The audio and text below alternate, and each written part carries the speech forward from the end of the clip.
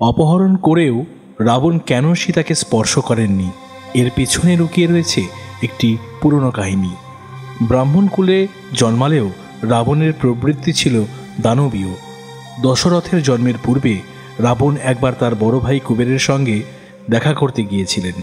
পথের মধ্যে অপ্সরা রম্ভাকে দেখে তিনি মোহিত হয়ে পড়েন এবং জ্যোতিষার্ণব ও বিশিষ্ট জ্ঞানী হওয়া সত্ত্বেও সে তার সঙ্গে জোর করে ব্যভিচারে লিপ্ত হন। তখন রম্ভা তাকে আকুতি জানায়, আমি আপনার ভাতৃপুত্র নলকুবেরের প্রতি প্রতিশ্রুতিবদ্ধ। তা সত্ত্বেও রাবণ সেদিন নিষেধ শোনেননি।